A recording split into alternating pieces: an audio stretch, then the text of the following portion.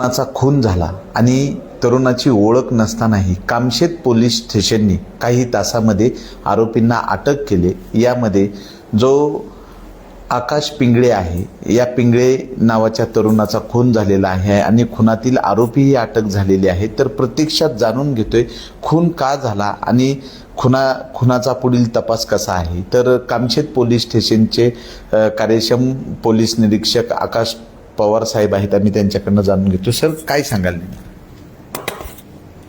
या ठिकाणी रविवारी 29 मार्च रोजी आम्हाला माहिती प्राप्त झाली की कामशेत येथीलच पाण्याच्या टाकीजवळ एक अनोळखी व्यक्तीचा मृतदेह पडलेला आहे। त्यानंतर माहिती प्राप्त झाल्यानंतर त्या ठिकाणी जाऊन माहिती घेतली असता लक्षात आलं की त्याच्या डोक्यात दगड घालून त्याचा खून करण्यात आलेला आहे। त्या खुनाच्या तपासात सर्व पोलीस स्टेशनचं पथक, स्थानिक गुन्हे शाखेचं पथक, SDPO sir, additional sir, SP sir यांच्या सूचनांप्रमाणे पोलीस स्टेशन आणि LCBच्या टीमची विविध गटांमध्ये विभागणी करून कामाचे नियोजन करण्यात आले व मैताची ओळख निष्पन्न करणे, आरोपींचा शोध घेऊन त्यांना अटक करणे यासाठी सर्वांवर जबाबदारी वाटप करून काम सुरू केले। ते केल्यानंतर अगदी काही तासातच आम्ही आमच्या गुप्त खबरांकडून मिळालेल्या माहितीवरून आणि काही तांत्रिक विश्लेषणाच्या झालेल्या मदतीवरून आम्ही या गुन्ह्यातील आरोपींची माहिती आम्हाला प्राप्त झाली। ती माहिती प्राप्त झाल्यानंतर लक्षात आलं की आकाश पिंगळे, रोहिदास चव्हाण, निखिल माने आणि रणजित वाडेकर हे चौघंही तसे सोबत राहणारे, ओळखीचे, दारूचं व्यसन असलेले आणि बहुतांश वेळा दारू पिण्यासाठी एकत्र असणारे अशी त्यांची ओळख होती।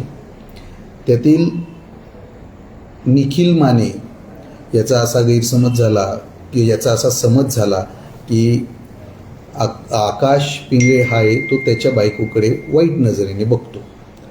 ह्या गोष्टीचा राग मनात धरून त्याने व इतर दोघंही साथीदारांनी मिळून या तिघांनी पाण्याच्या टाकीजवळ दारू पित असताना शनिवारी 28 तारखेला त्यावेळेस आकाश पिंगळेवर दगडाने हल्ला केला आणि त्या ठिकाणी त्याचा मृत्यू घडवून आणला।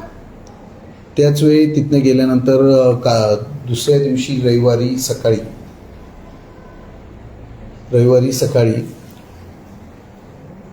यातले जे आरोपी आहे निखिल माने आणि रणजित वाडेकर या दोघांना असा संशय आला की त्यांचा आकाश पिंगळेच्या खून करतानाचा जो साथीदार आहे रोहिदास चव्हाण तो दारूच्या नशेत बाहेर लोकांकडे बोलतोय की या दोघांनी कोणाचा तरी घातपात केलेला आहे।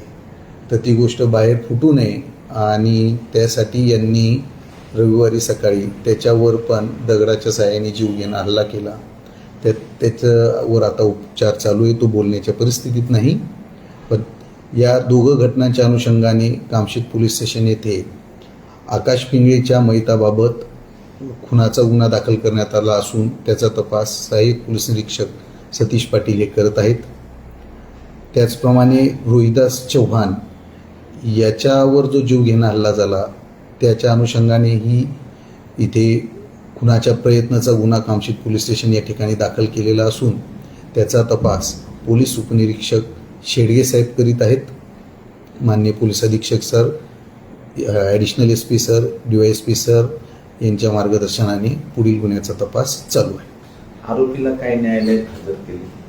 त्यांना आज न्यायालयात हजर करणार आहेत आणि त्यांचं रिमांड आपण घेऊन गुन्ह्याचा पूर्ण तपास करीत आहोत।